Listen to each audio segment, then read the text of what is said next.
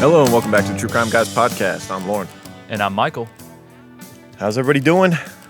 We got the turning of seasons. Fall's coming. Oh, Football's I can't wait, coming. dude. I can't wait. I can't wait I know. for fall, really. I'm tired of the humidity. It's been a hot summer here in the Carolinas. It's been a hot one. I don't want to hear about heat, dude. Come on. You think I'm supposed to give you sympathy for heat when I live in Vegas? That's true, but it's a different kind of I heat. live in though, hell man. and you're telling me it's hot where you're at. It's a different kind of heat. You can't escape it here. It's almost like it's better in Vegas if you can keep it off your skin. You know what I mean? If you can keep it off your flesh, you're good. But here, it doesn't matter. It's been actually even over the top here where it's like been like 112, 113, and also the whole town is filled with smoke from California because there's so many California wildfires right now that literally it's just like gray in Vegas. It's very like gloom and doom. The sunsets and sunrises are epic though. But yeah, it's very gloomy. The air quality is trash. It's not good. God damn it. Dude, Joshua Tree's on fire, man. That's heartbreaking. Yeah. That's heartbreaking. Like a national park like that, because Joshua trees take forever to grow. Dude, forever. They do. Yeah, like 100 years to get a decent size one, it seems like. Yes. And it's like 100 years and it's like 6 foot tall. Like, oh my God. Yeah, well, they get like a drop of water every year. And they just like survive on that. Yeah, it's like they don't need much, but they also don't grow much, you know? Right. So, but yeah, that's harsh though. There was, I was Cali's having a rough time this year, man. Yeah. Between the virus and then all the freaking fires. It's crazy. Yeah. It's a tough place to be. Yeah, for sure. And the taxes, let's not even get into that. Yeah, it's not even getting into the cost of living of the place. I saw that they announced a bill in California that if you're a resident there and you leave, you still have to pay at a higher tax rate for the next decade. No. Like you can't even escape the taxes, dude. They just follow you wherever you go. It's just like, dang. How can they do that? That's not even... I'm not saying it's gotten passed yet, but I saw that it was a bill that got introduced. And I was like, geez, dude, get out of there now before that shit gets passed. Oh my God, that's some bullshit. Yeah, Right. If you're in California, you're thinking about moving, you might want to push the They're schedule up a little paying bit. such crazy taxes as it is. That's why so many people come to Nevada from California. They sell their house there, make a bunch of money, and come here where they can take their money further. Yeah, and it's the same climate. Yeah, it really is. pretty much. I mean, It's a little hotter here, but yeah, but you can find valleys in Nevada that are better. Yeah, that are better suited. You know like what I mean? where I'm Little at. higher elevations. Yeah. Yep. Exactly. But let's not talk weather like we're 80. We got a cool crime to seriously. get into. Let's not get one starred Let's not again. Let's get 1 star with this weather talk. I know, right? Yeah, We would probably deserve it at this point. I don't know. I like to hear sometimes. I like to hear about local places, man. Good places you Yeah, haven't what's going been. on where other people live? I'm very curious. Yeah. I'm very curious as to what other people like, how other people live. Like, Dude, what's that's their my- town like? That type of stuff. I love that stuff. That's my favorite thing about Instagram is I love when people put up pictures of scenery and then they put where it is. I'm not trying to be creepy or stalk on nobody or nothing. I just like to know. I'm like, oh, cool. Like there's landscape like that in Oregon. Like, you know what I'm saying? It's just, it's nice. It's nice insight. It's a advantage that we have that in the past we never did. You had to actually go places to experience stuff, but I'm sure you can tell by how I've covered a lot of cases. I'm always doing that. Like I'll be like, oh, what's that place? Like I'll be sending out stickers, right, for the podcast, like the gold stickers to patrons, and I'll see their town and I'm like, that's an interesting town name, and then I'll look at like Google Street View, like just kind of like move around the town and see what it's like. Right. I do that all the time, and like every time we've had a killer. Or like, you know, there's an address, I'll have to go look at their house in Street View, and then I end up getting sucked into just kind of like moving around the town and looking at their main drag and just looking at all the different stuff in their town. Right. You hear that, I don't know, creepers? it's weird. Lauren has virtually stood outside your house and stared at you. Yes, I have. A few people I actually have done that. Like, what's this patron member's house look like? Oh, no. Well, there we go. They're never giving their us our addresses address again. Oh, Jesus. You know everybody does that shit, though. Oh, for Everybody sure. does that shit. I've actually neglected to give some people our address because since we've moved, we don't have a P.O. box anymore. So the only addresses we have are for our personal residences. Yeah. So it's hard to receive anything from any listeners or whatever because we have to be careful. You know, you can't just give out your personal address at any given time. So it is for a what while it there, is, I was but- just giving out my parents' address, and I'm like, yeah, they're retired. My dad's always home. He's got guns. He'll be all right. Yeah, that'll be fine. Yeah, like when I Can't lived catch out in the them off middle of guard. the desert, like I didn't care so much because, you know, I Right. mean, It's kind of hard to sneak up on somebody out there. It's kind of hard to stalk without being like, it's not like somebody could park on my street and be just watching my house. No. Like I would be like, no, you were literally like a house fucking literally car in out the middle of the desert. Yeah. Yeah, so I didn't really I felt have like that I was option. going out to do like some like when we would record and you lived out there. I felt like I was going out there to cook meth or something. It was like a Breaking Bad scene. Yes. It's way Especially because we were recording in a freaking trailer out in the backyard of your desert house. Dude, people definitely thought we were up to some shit for sure. Yeah, right. Definitely. All right. Well, once again, just talking about it. we've got a con artist series, part 2 for you this week. One case. This case is once again. This is one of those ones where I kind of planned on doing a mashup where we had a few different scam artists, but then when I started to research the guy that you wanted to do, this French con artist, I was just like, yeah, there's too much here to do more than to do anyone else. It's just That's right. He's a full episode in his own. There's more than enough here. Yeah. Yeah, I can't stand him. I don't know, man. Like I don't know. I hate stand this him? type of guy. No, Dude, I hate this type of guy. Listen, this guy is why people hate the French. He is.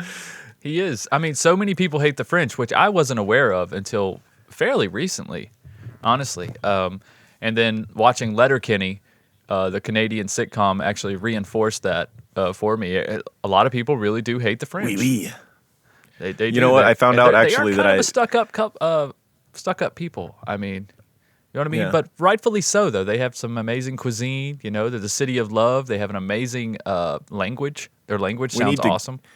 We need to get a lot of people from France to listen to this and listen to our "Oh My Guy" ad at the end because the amount of armpit hair there in general. I've heard there's a BO problem over there too, so I think "Oh My Guy" could do them some good over in France. You think? Well, It's where the naked ladies dance, after all. That's true. That's true. But yeah, I mean, some people are attracted to body odor, man. It's like pheromones. To an extent, I think, dude. I was at a grocery store the other day checking out at like I try not to use the self-checkout things, but sometimes in the lines and the normal ones are just down the aisle, and it's like you look and there's no one at the other, like the self-checkout ones. I'm like, ah. But anyways, I go over there and I'm wearing a mask because we're during a global pandemic, and there's a guy at the next register over that stunk so bad that I could smell it through the mask, and it was almost making me gag. And nobody's really into that level of pheromones, No, and I think it's it's much more rare to find someone that's into men pheromones anyways. I think it's mostly women that could get away with maybe not wearing deodorant every day. There's a difference between your natural like body making smells, when you're clean and you shower every day, as opposed to like if you haven't showered in a week, that's going to be just filth that's accumulated on you. That's a different thing. That's a different thing. Yeah, you're starting to get a little bit of bacteria working in there. Get some serious funk going on. Yeah, that's a whole different thing. But yeah, like say you take a fresh shower, even if you don't use soap, if you just use like, just nice clean water and you just rinse really good, and then you have just like that body smell. Like I think that's normal. You know what I'm saying? But it's a fine line from that to stank. You know what I'm saying? Mm-hmm. It's a fine line. Stank on you. Yeah, it can happen pretty quick. I believe I am actually French, believe it or not. I actually have kind of a German-sounding last name. I'm not going to say what it is, but my grandfather was adopted, and his family, before he was adopted, his last name before he was adopted by a German-sounding last name was Boutreau with an X, which is very French. It is. So that should have been my last name, was Boutreau or Boutrox or whatever. So yeah, I'm one of those that you hate, I guess. I'm one of them Frenchmen. Yeah, don't feel bad, dude. I got some French Canadian in my past. I heard my great grandfather was French Canadian. So yeah, we're all related. If, like I said, if you go back far enough, it is what it is. Yeah. But this guy, I reserve the right to hate. He actually reminds me of two people that we've covered. Frank Abagnale Jr. for obvious reasons, him being an imposter and living this kind of like fake it till you make it lifestyle. Yep. But I liked Frank Abagnale Jr. Like when we studied him, I thought he was awesome. But the other part of this guy that he reminded me of was Luca Magnotta, which I cannot stand that son of a bitch.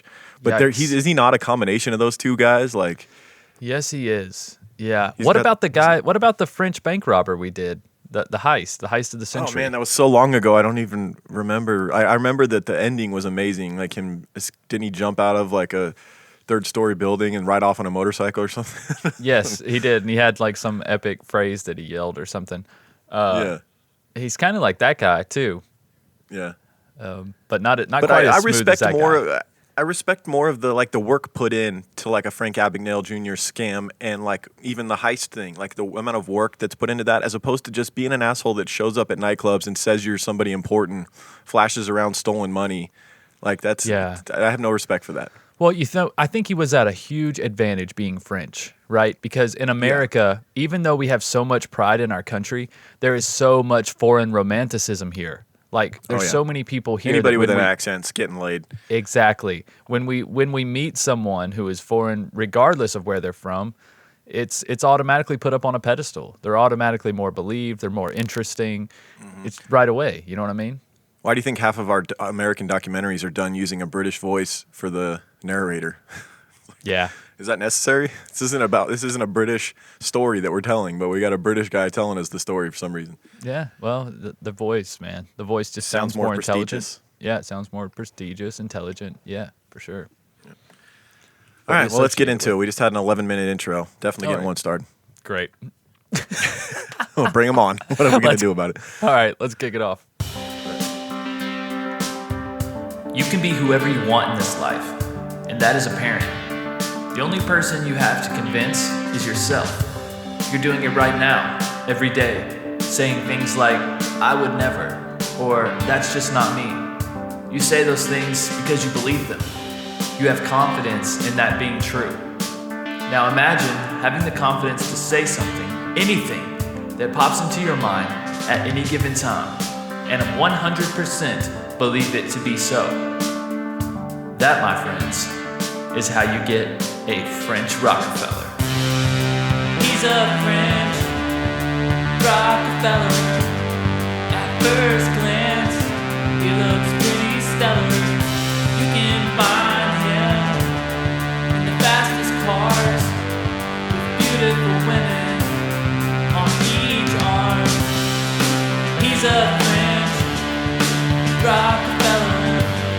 At first glance, he looks pretty stellar. You can find him in the fastest cars with beautiful women on each arm. He's a French Rockefeller.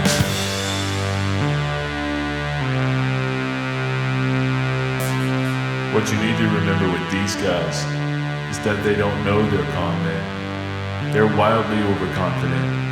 Omnipotence, omniscience, that's part of the mythology that surrounds the special forces.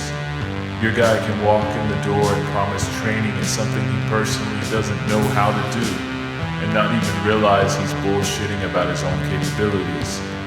It's a special kind of gullibility. William Gibson, Zero History.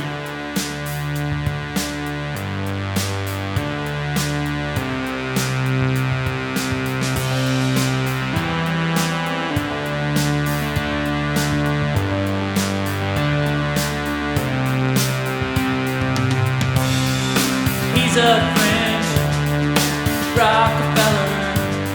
At first glance, he looks pretty stellar. You can find him in the fastest cars with beautiful women on each arm. He's a French Rockefeller. All right, our case this week is a French con man named Christophe or Christopher Rocancourt. Would you call it Rocancourt or Rocancourt? The documentary I watched said Rocancourt.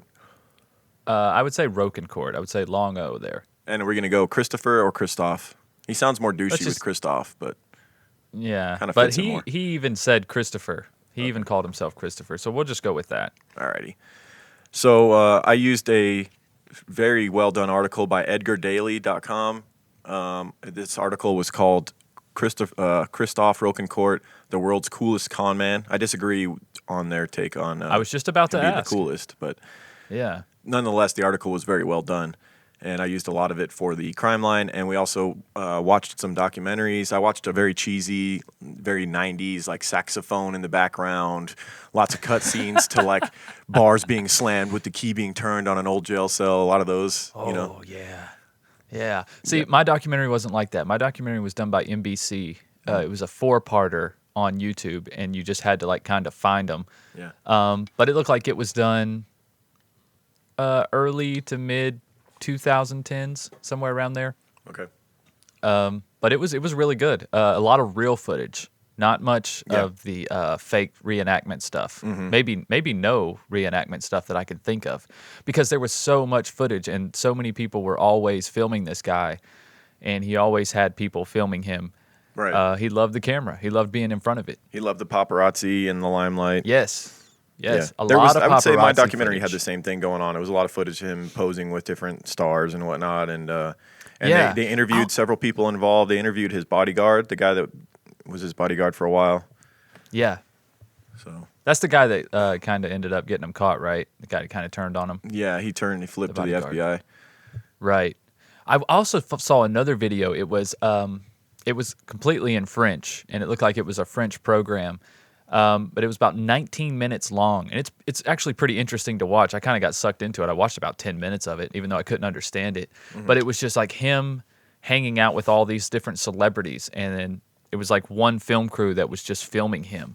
I wonder if it's something that he put together to kind of, I almost wonder if he didn't pay people to pretend like he was important. Oh, in 100%. public. I would believe that. I mean, very possible.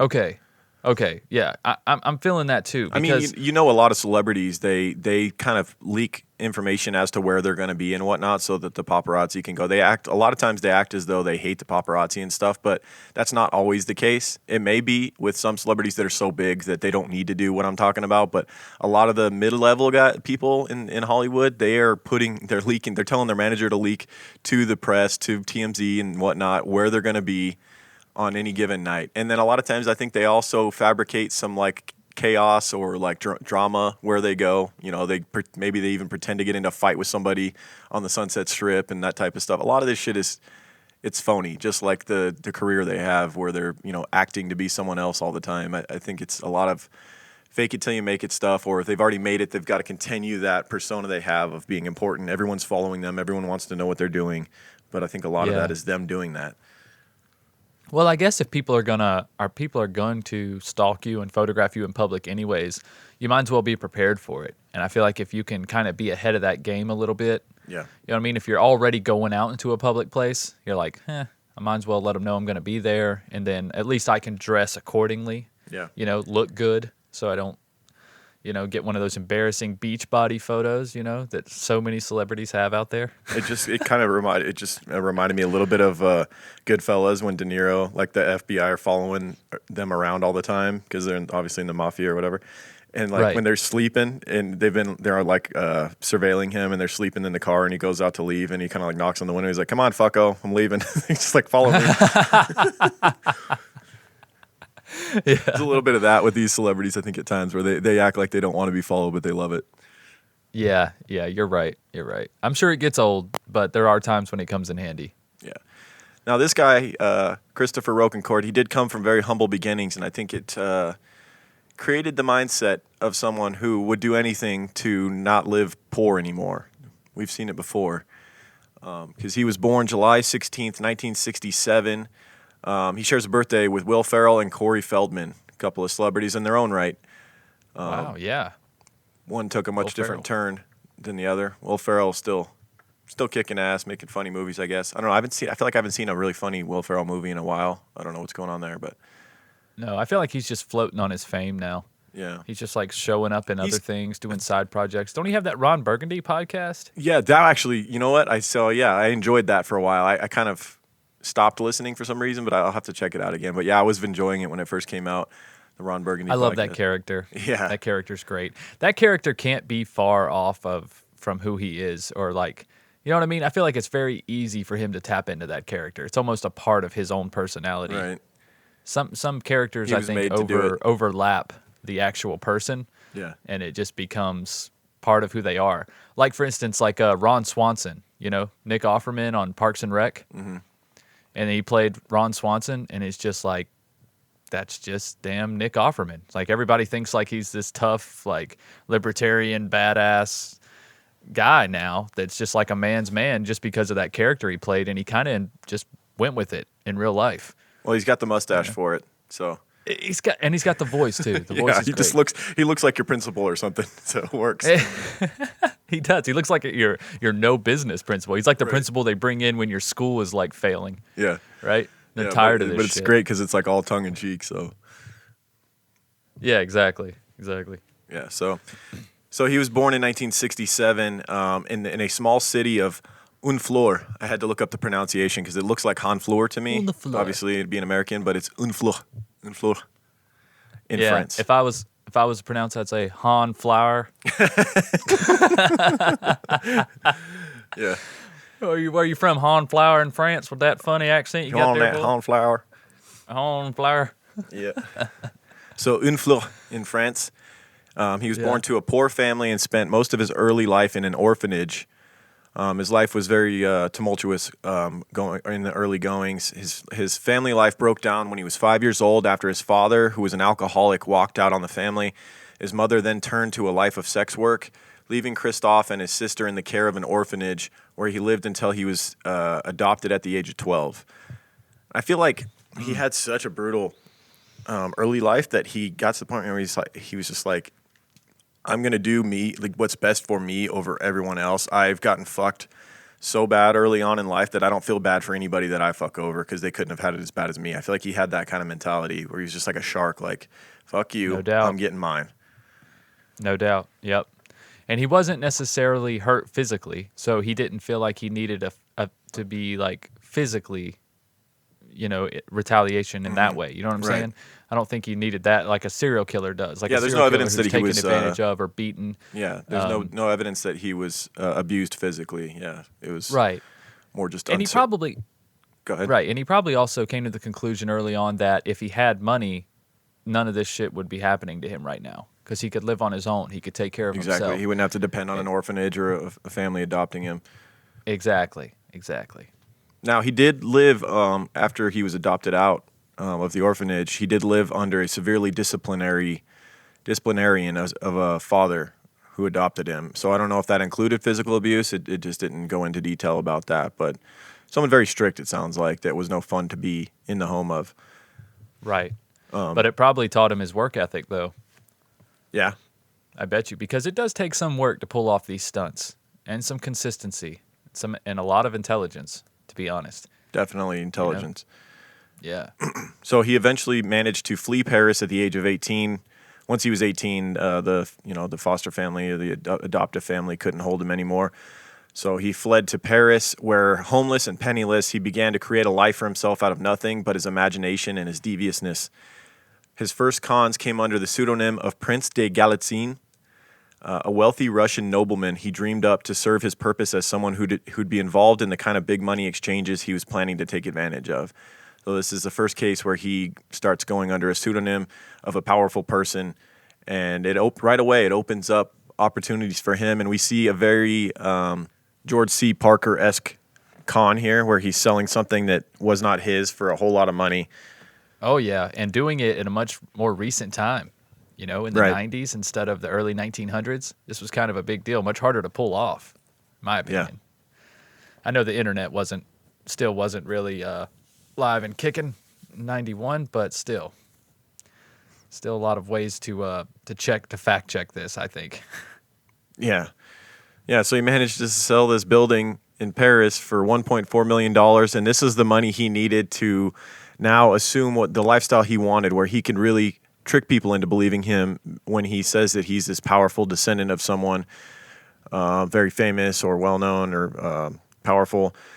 He has the money now. He can assume the image. He can buy the clothing. He can buy the jewelry. He can roll up in a Mercedes or a Lamborghini to the club, start buying bottles because he has the cash, and then he can use that to get people to give him more money to invest and whatnot. That's right. So he basically spends money to draw people to him to give him more money. exactly, you got to spend And money to make money. The cycle continues. Yep. You do have to spend money to make money. I don't think that's what they meant, but yeah, nonetheless, it's true here in this case. Yep. So he pockets that cash and takes off to Switzerland, where he would end up being accused of being involved in a jewelry heist, but he was never charged. They didn't have enough evidence to indict him. However, I do believe he was involved, and he was actually banned from Switzerland from that time, and I think he's still banned. He's never allowed to return to Switzerland because of his involvement in this heist. Yeah, they must have some good evidence on him. I believe he was involved as well. Yep. Yeah, they're the only country to stand up to him and be like, nah, keep your ass up out of here. Everyone else is like, throws him in jail. He pays the bond, and they're like, yeah, well, you can still hang out here, I guess. Right. So, and then in 1991, he makes his way to America, where all of a sudden this small-time crook who had always talked himself up as a millionaire was actually a millionaire. And in Los Angeles, young men with deep pockets were commonplace. There was no reason for anybody to disbelieve him. And so, yeah, he's got the image now with that money that he had basically stolen from selling something he didn't own in Paris. He's now got the money to assume this lavish lifestyle and get people to buy into him and give him their money. Hell yeah, he's selling it and people are coming to him. All he has to do is make a scene, and people approach him and want to give them their money.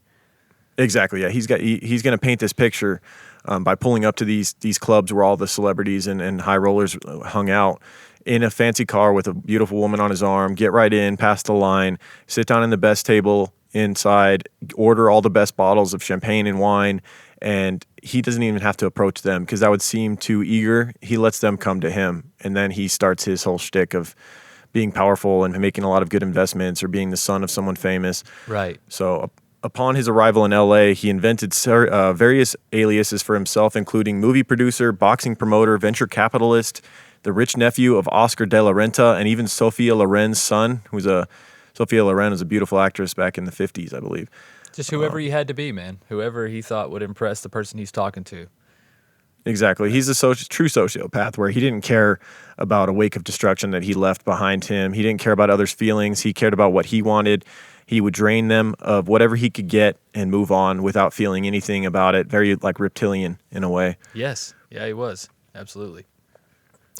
So yeah, he quickly starts mixing it up with the high rollers in the city, hanging out at all of the Hollywood celebrities' favorite spots, flashing the cash strategically so important people could witness his wealth, and telling tales of his ambitious investment plan to anybody who'd listen.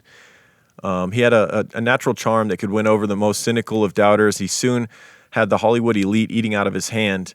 And at this time, he was throwing these lavish parties, and he had a suite in the most elaborate and elegant hotel in Los Angeles. I forget what it's called, but this suite was like $75,000 a month, like $1 million a year hotel that he was staying in, where he was doted on by the hotel staff, and it basically sold. Like even more so, I mean, all the image that he portrayed of himself at the clubs where he would meet these celebrities was just further driven home by the fact that when he took them back to the hotel, they saw he was living this way in $1 million hotel. And so, yeah, they were like, how can I lose by investing in this guy that's this successful? Right. Someone who's temporarily living in a hotel like this, he's got to be able, he's got to be making bank. Yeah. Yeah, so he throws these lavish parties, impressing guests so much with stories of how he'd made his money and how he was on the cusp of making much more, that they were throwing money at him, begging him to invest their cash for him, which he duly accepted, promising handsome returns of which never materialized. And as the cash rolled in, high-profile friends and relationships came with it. During this time, he befriended Jean-Claude Van Damme of Bloodsport and Kickboxer, movies that we all loved when we were little, that made us feel... movies, dude. Classic movies. So many kids drank raw eggs after watching those movies. I know it. That and Rocky. Yeah. The original Rocky. They had me lifting tomato cans with a stick, and carrying books around the house, doing anything, lifting anything I could to try and get stronger. Running up your front steps, shadow boxing at the top. Whatever you got to do, man. Yep. Yeah, so... he befriends Jean-Claude Van Damme, and he even lived with Mickey Rourke for a while. I think this might have been during a rough patch for Mickey Rourke. There's a lot of footage of him hanging out with Mickey Rourke outside of clubs and whatnot, their arm around each other. Mickey saying, "This kid's going to turn my career around." I think it was a lot of drunk talk. He had one too many bottles of champagne. Yeah, Mickey Rourke kind of needed him more than the other way around, I think, at that point. Yeah. I think Christopher was genuinely doing better than Mickey Rourke at that time. Yeah, possibly. He was also in talks with Jermaine Jackson to develop a line of fragrances inspired by Michael Jackson's songs. Oh, Freaking awesome idea, actually. Like, as much as I hate on this guy and I think he's a douche, if this was actually his idea, if he didn't take this from someone else, which is very possible, he didn't mind stealing anything, including ideas, I'm sure. Right. But that is a great idea. No, this was probably his idea. I feel like the French are big on fragrances and stuff. Think about how many Yeah, right. how many colognes and perfumes are French names, Yeah. Le Bleu, and just stuff like that. I don't know. I just feel like Right. that's they're always thinking about scents and aromas.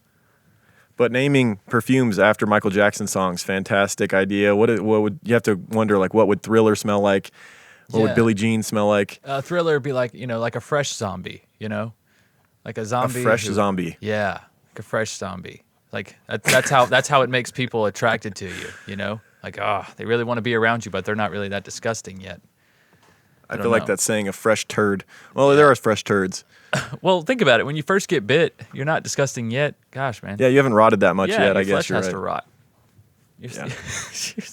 But Billie Jean, what does that smell like? Something repellent? Billie Jean needs to be some sort She's of not my repellent, lover? Yeah, like if you're going to a party and that one girl that's just crazy about you might be there, but you're just not really interested in her, you might want to wear Billie Jean. Or some because Sex Panther, like Paul Rudd wore in Anchorman 2. Well, no, you don't want to wear Sex Panther because 60% of the time it works every time, and that might actually reverse, and she might be attracted to you. She might love the smell of gasoline. So Might backfire on you. right, exactly. You might be in trouble. Very true. So yeah, he was in talks with Jermaine Jackson about that line of potential fragrances. But he usually had these elaborate ideas, and he would get people to agree to work with him. Like he was supposed to do a movie with Mickey Rourke, but of course it all fell apart after I'm sure he ripped them off for some money, and then they were like, yeah, fuck that guy. Yeah, and the fact that Christopher had no ties to the actual film business. Yeah, exactly. Yeah, that probably didn't help either.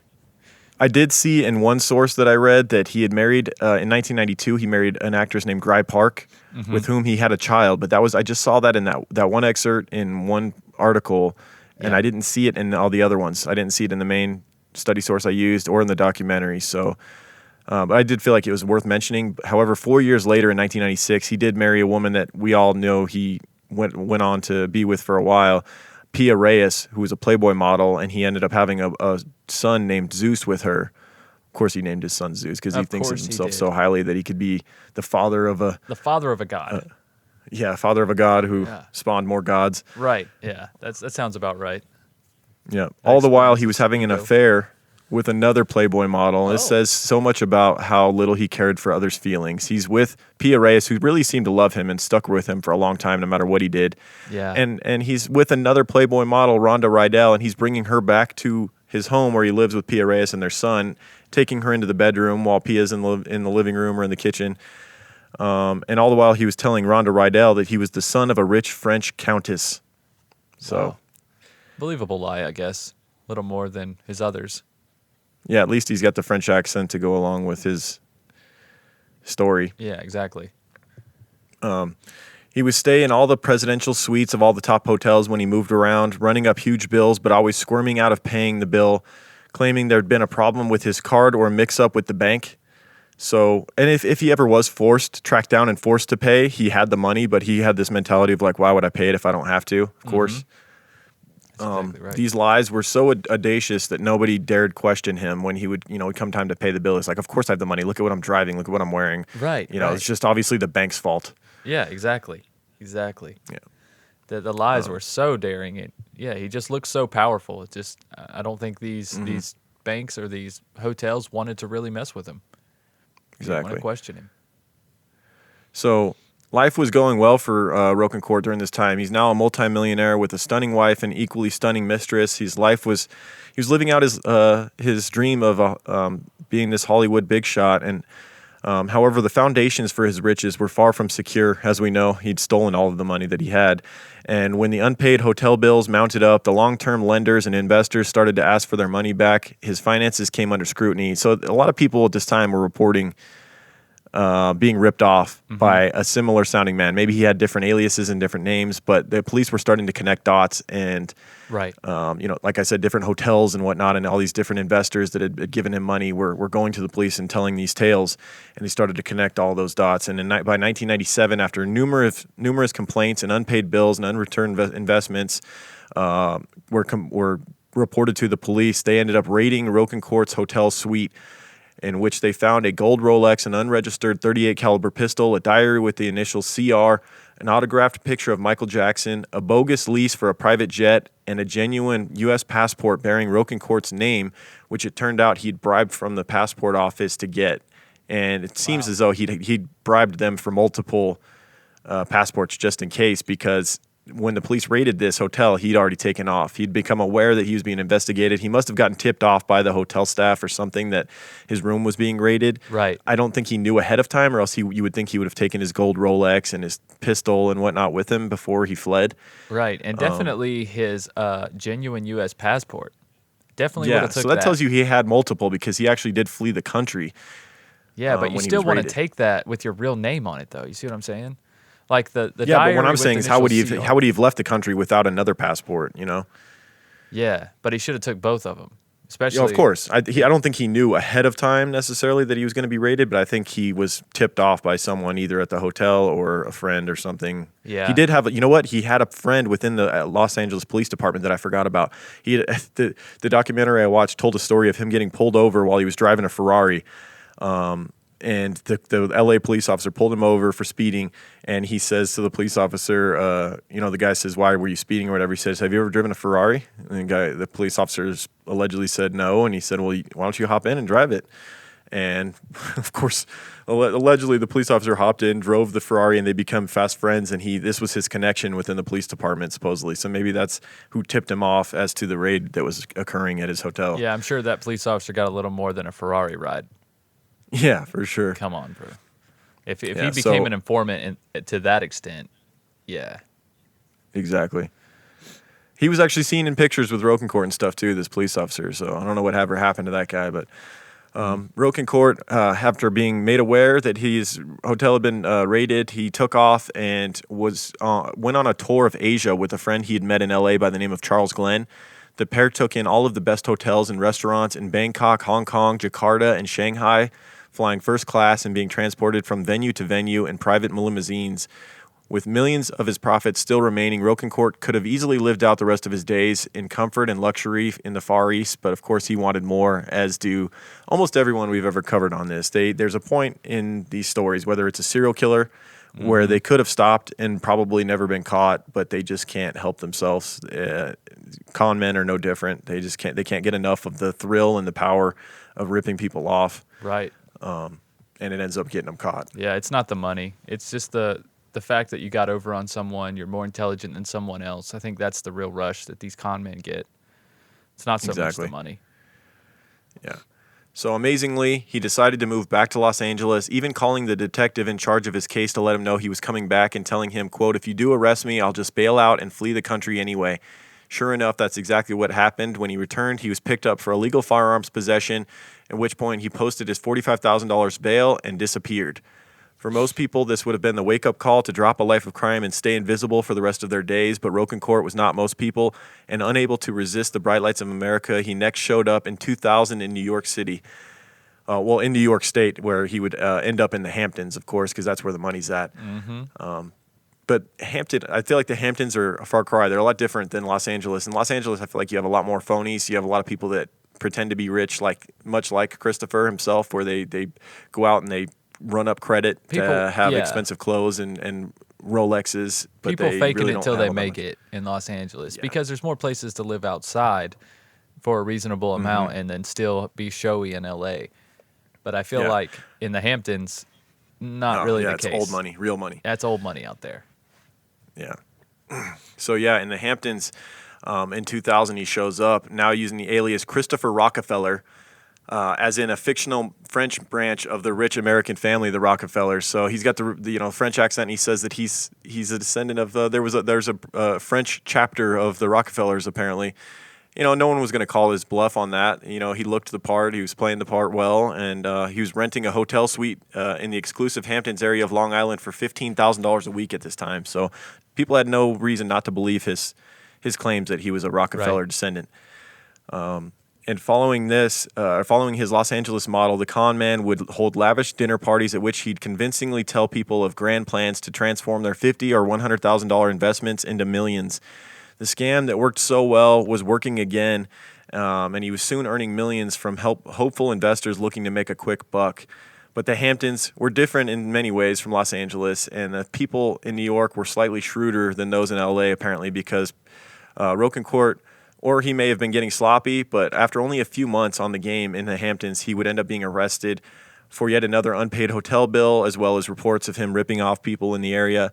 Luckily for Rocancourt, police didn't run his fingerprints on a nationwide search, so none the wiser about his criminal past in LA. They set his bail again at $45,000, which he duly paid and fled the country. And with him fleeing the country yet again, I think it's a good time for us to jump to our sponsors real quick, and we'll see you on the other side. You know what's rare? Experiencing full plates of food, but still having a full wallet. But with America's Best Value Meal Kit, that is possible. That's right, I'm talking about Every Plate. With Every Plate, you'll get meals you'll enjoy and your bank account will love, delivered right to your door. Think of it this way. One meal is the same price as 1 cup of coffee. And Every Plate is up to 58% cheaper than any other major meal kit out there. You can't beat it. Every Plate dinners are the cheaper alternative to takeout or delivery. Recipes come together in about 30 minutes, definitely faster than a trip to the grocery store. And starting a meal from scratch, don't even get me started on that. Listen, I'm no chef, but I whipped up this Panko Ranch pork chops in a matter of about 40 minutes, and my family loved them. It came with roasted carrots, oven fries, and a zesty dipping sauce. It was delicious, crispy crumble on the outside of the pork chops with the tender inside. Everything went together well, and safe to say everyone's plate was clear. And one of the best things about this dinner was we spent less time deciding on what to cook and how to cook it, and more time just being together. Every Plate's easy to follow recipes and pre-portioned ingredients take the stress out of dinner time. Every Plate does the meal planning, the shopping, and prepping for you, taking the time-consuming guesswork out of cooking. Never buy more ingredients than you need, because Every Plate's recipes come with everything already pre-measured. Every Plate now offsets 100% of their carbon emissions, so what have you got to lose? You know you're still sitting there wondering what you're going to have for dinner tonight. Why not get 3 weeks of Every Plate meals for only $2.99 per meal? You can do that by going to everyplate.com and entering code CREEPER3. That's CREEPER, the number 3. Again, that's everyplate.com, code word CREEPER3. What's up, people? Let me tell you about our newest sponsor, Care Of. Care Of is a monthly subscription vitamin service that delivers completely personalized vitamin and supplement packs right to your door. Give yourself an extra boost this season, whether you're looking for more energy, better sleep, to maintain stress, or something else to help you feel your healthiest. Care Of's online quiz lets you know exactly what you need.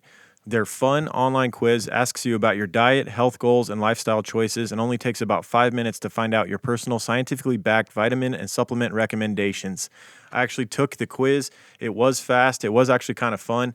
And my recommendations from Care Of was vitamin C, calcium plus, ashwagandha, plant protein, electrolytes, and extra batteries. And I have to say, so far, after receiving my care package, which was beautifully packaged, arrived at my front door, I've been feeling great taking my supplements. The extra batteries help out a lot in the afternoon. I did put in that I get a little tired in the evening, and the extra batteries help you get a little kick in the butt in the evening.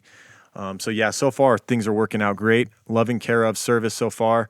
90% of people fall short of FDA recommendation guidelines for at least one vitamin or nutrient.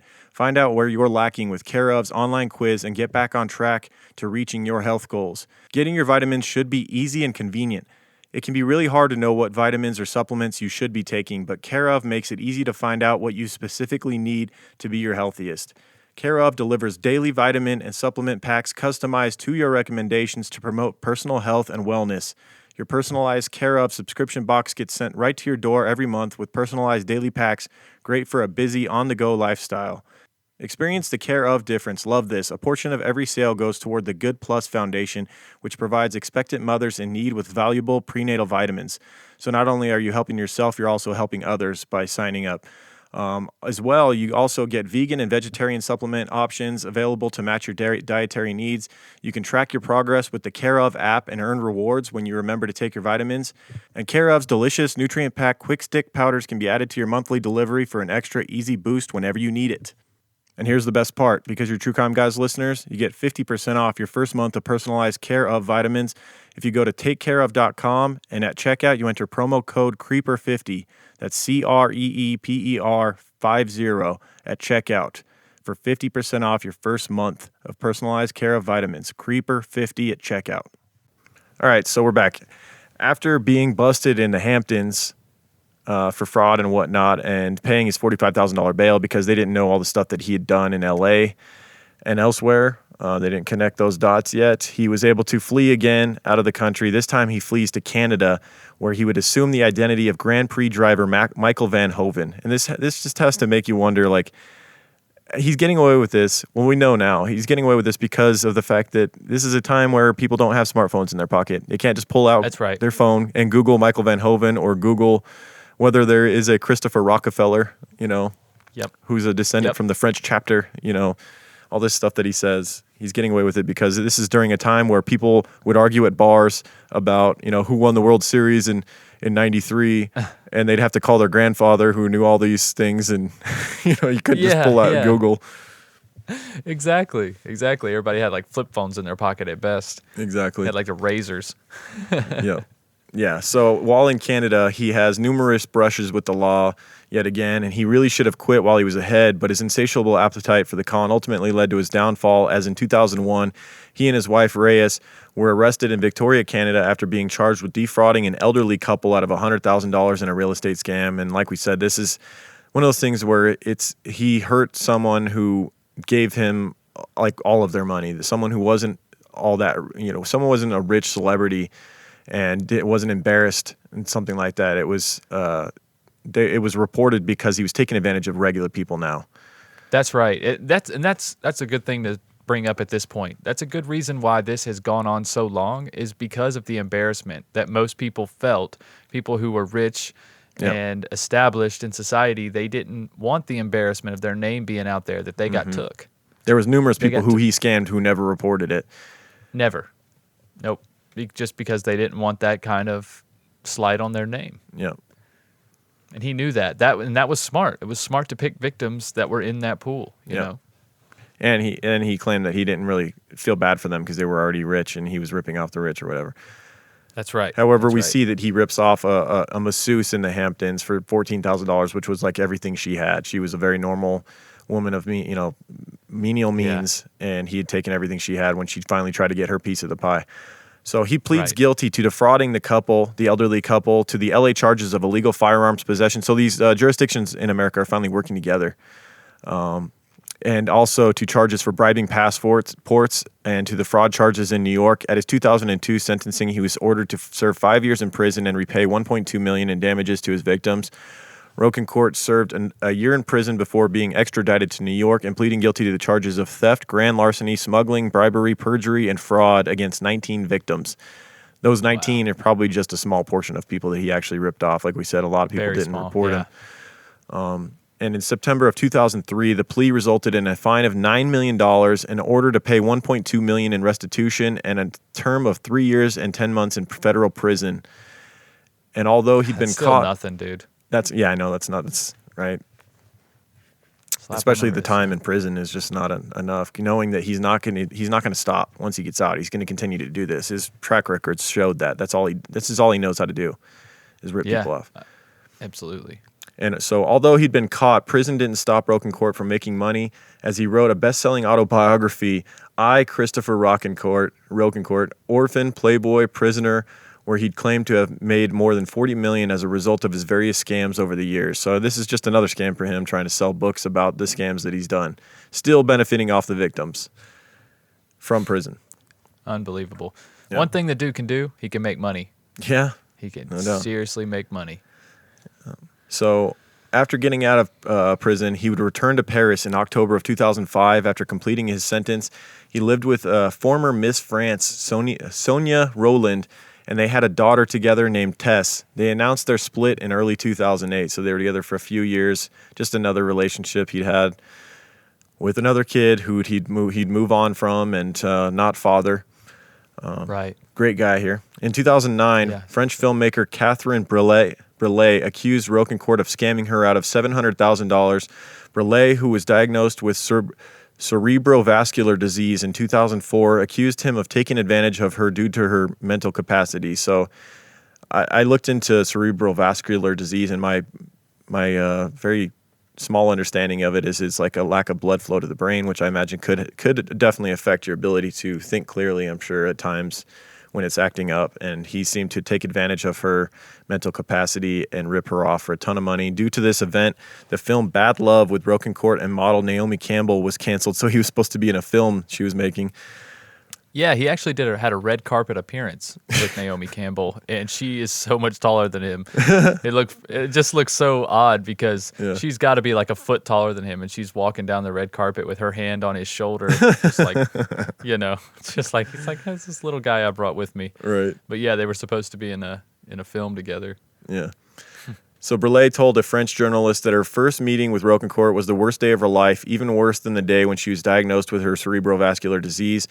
And in 2012, Rocancourt was convicted of abuse of weakness for taking Brelet's money and sentenced to prison yet again.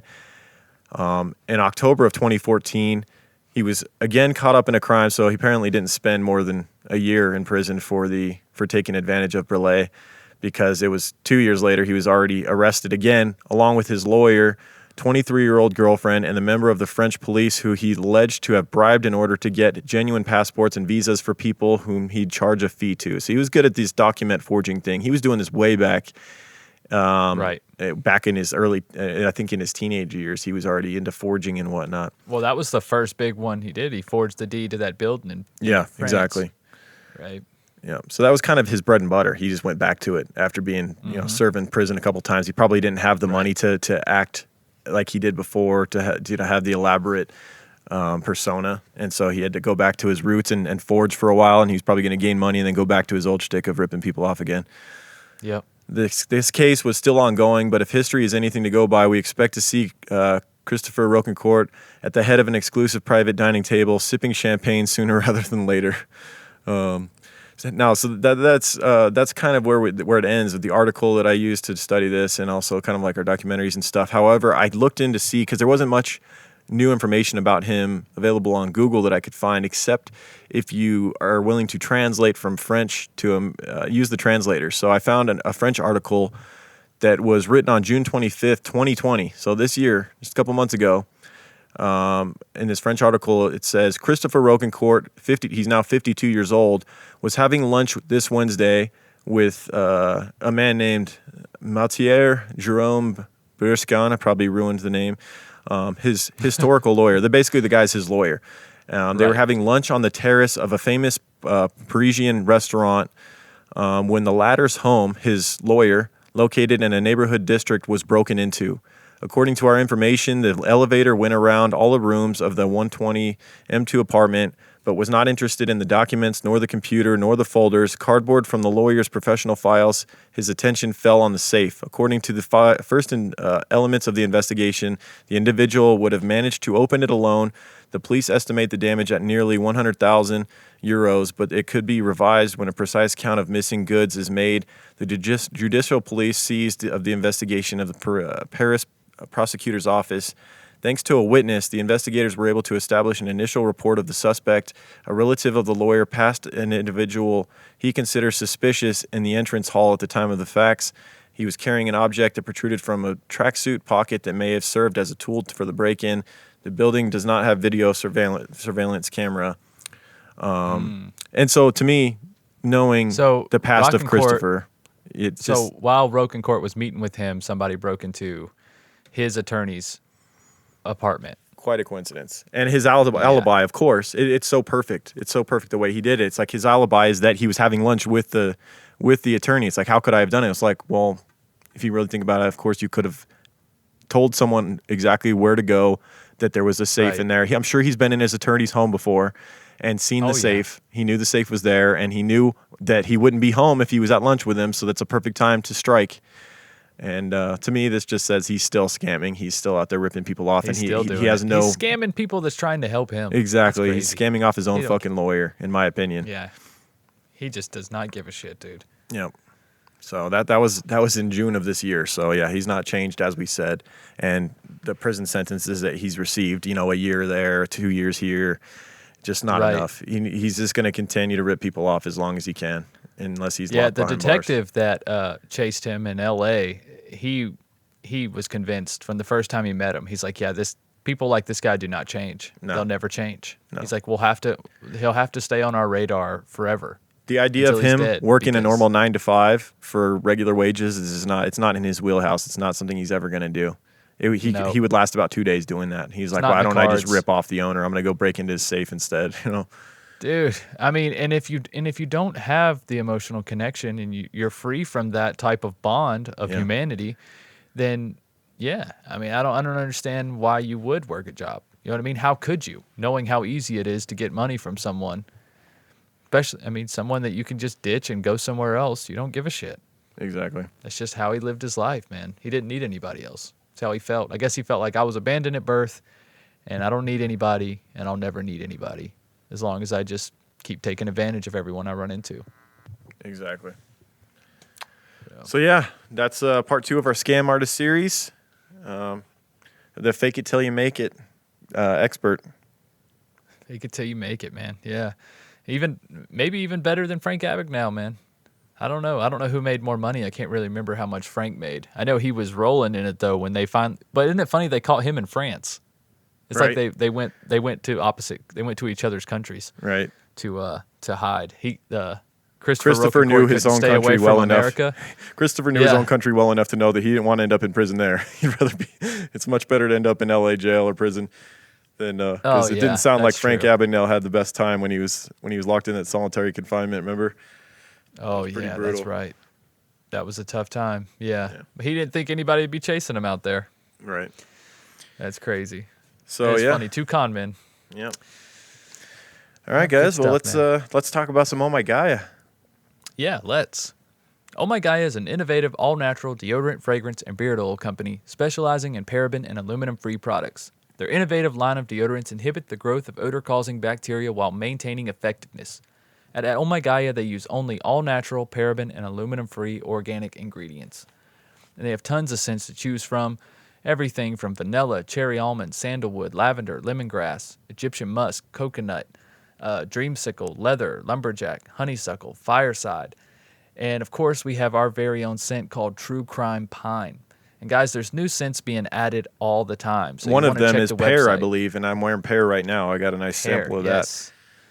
Yes, I love Egyptian musk. That's one of my favorites. And I just realized as I'm reading this that I just have Michael Musk on right now. I actually need to apply some Egyptian musk because I'm stinking myself out over here. My own pheromones. that. Maybe we Not- need not to doing it talk for to me. Wendy about creating that scent for the listeners. Michael Musk.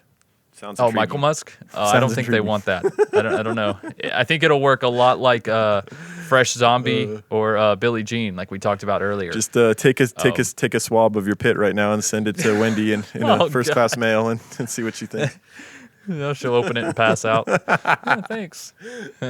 Sorry about that, Wendy. Yeah. But yeah, there's always new scents. She also has that are being incense added. and beard oils. I know you kind of Oh, briefly yes. mentioned that, but incense they're also fantastic. Ask about They those. are.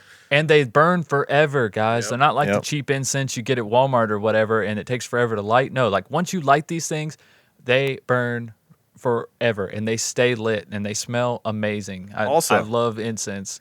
Also venturing else? into bath salts because she sent me a jar of bath salts, which I have used because I do take baths. My wife does not, and I do. Call me what you want. I don't care. I love baths. I always have.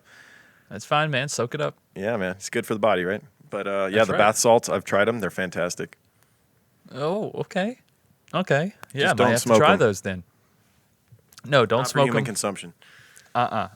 You'll eat people's faces, I believe, or something like that. I'm not really sure how that works. Google bath salts Florida man. Yeah, I think don't do that. that'll explain everything you need to know. Yeah. No. But yeah, guys, ohmygaia.com. That's OHMYGAIA.com. You guys can stay up to date there. And because you are True Crime Guys listeners, you can use the word Creeper, CREEPER, for 15% off your order. And that's at ohmygaia.com or at shop_ohmygaia on Instagram. You won't regret it, guys. Do it.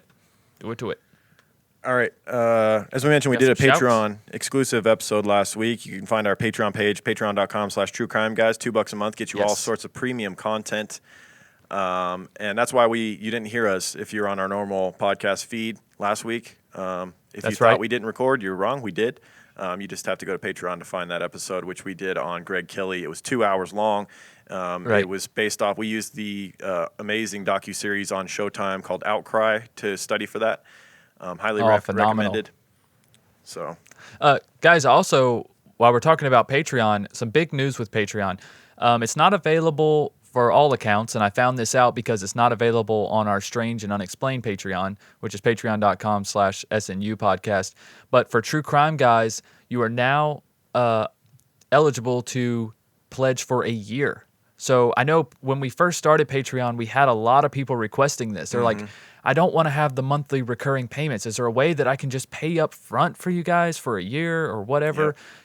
Times this by 12 and just give it to you? Well, no. Before there wasn't, but now there is. You can pay by the year, and you actually get a 10% discount for doing that. Yep. So which if is you're why ever I thinking saw we about got an being a email. patron, Which is why I saw we got an email that said that we got a new pledge of $54 patron. I was like, holy shit, this person's giving us $54 a month. And then I started thinking about like, and it turns out it was someone that has already gone ahead and paid up front for a year, and they got the discount. Because if you think about it too, what was it? I guess I don't know what level of patron they would be, but they're a $5 patron, so it would have been $60 a year. So you get 10% off, which is $6. Now, if you're a $2 a month patron, instead it would normally be $24, but I guess you would probably end up paying around $20 for the entire year, right? Something like that. Right.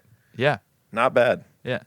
So it's not a bad discount, guys. If that's something you're into, if you got $20 or $50, whatever, laying around, you don't want to have to worry about that another monthly bill coming out. I feel like these subscriptions, they really add up nowadays. God, these freaking subscriptions! I have so many of them. I know. But I still got to delete Showtime because I got the free month last week to do that episode. Yeah. Exactly. Not that Showtime's not great. I just, up. like you said, it adds up, and it's like another $10 a month. It's like, oh. Yes. I feel like every few months I go through and I have to prioritize. I'm like, okay, what are we not watching anymore? What are we not using? Because it's just too much. Yep. So it'd be much more beneficial to just pledge by the year, in my opinion. So if that is for you, hey, that's an option now for True Crime Guys, and that's patreon.com/truecrimeguys. And you guys will get access to everything that is available on Patreon, which is a buttload of content, guys. It is. It's at least 100 recordings at this point, I feel like. Pretty close to it. Yeah. At least. So plenty of content on there. I'd like to take this moment to thank everybody that has taken the time to go and rate and review the show on iTunes, Stitcher, whatnot. And I want to give everybody a shout out. This goes all the way back to the second, because last week we had our Patreon episode. The week before that, we released the Patreon episode to the freeloaders. So it's been since the second since we did the shout outs for people who have gone rate and review. So it might be a few of them here. So we got Magnum C. I want to say thank you. 5 stars. Love these guys, he says. Awesome. Dirt Maggart. Said sup. 5 stars. Good stuff, guys. Thank you. I'll take it. And those were both in the U.S. And we got also Britt Blizz in the U.S. said, shout out from ENC. Love the show, especially the dash of humor with the heavy topics. The personalities mash perfectly. Keep it up. Enjoy the not-so-known stories. Thank you, Britt Blizz. Choice Fan in the U.S. said, you guys are great. 5 stars. Thank you.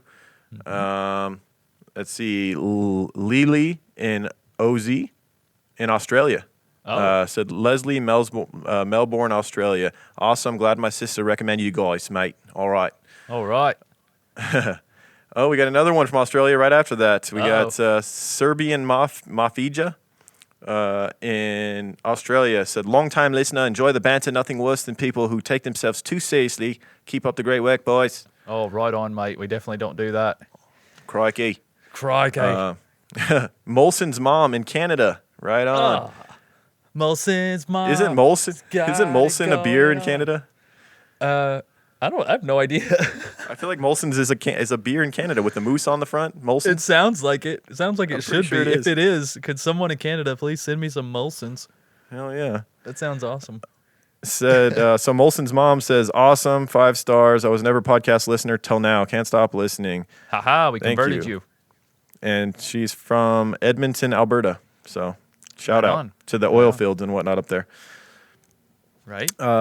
Alyssa Barton in the U.S. said, top true crime podcast for show. 5 stars. Thank you.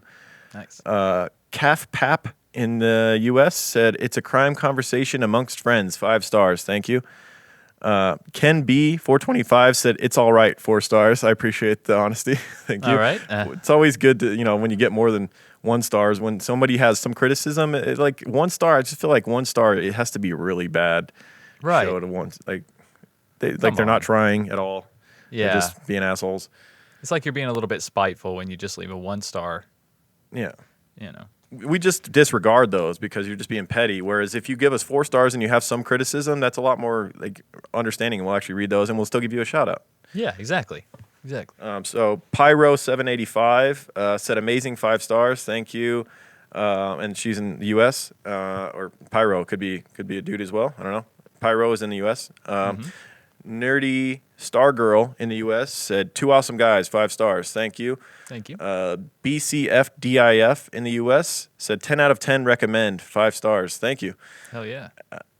Schultzy Missy said Ashley Sexy Time, 5 stars. Love you guys more than Ashley Flowers. Thank you for helping me freak people out at work. That must be one of her friends. Yeah, sorry, Ashley Flowers. Yeah. She loves us more than you do. Missy loves us more. Yeah. I mean, it's in the review. We can't do anything about it. It's up there forever now. Yep, until you review and say you love us more than Missy. Oh, that's true. That's true. Let's get a battle going on. Gary Bannister in Great Britain said 5 stars, best true crime podcast out there, and believe me, I listen to them all. Wow, thank you. You must be a busy guy, Gary, because there's a lot of true crime podcasts out there. Yeah, right. There is a lot. And then finally, we got Hero Brian S. Sister in the U.S. said, brand new listeners, 5 stars.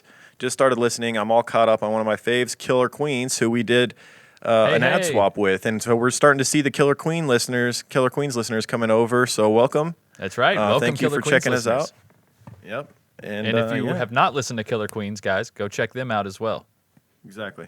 They're a lot like us, just the female version, which we've heard that about us when it comes to My Favorite Murder as well. A lot of listeners say that we're the male version of My Favorite Murder, which we have heard that as well. If we could get even a 10th of the level they've got, we'd be we'd be so rich that Christopher Rocancourt would be trying to rip us off. That's right.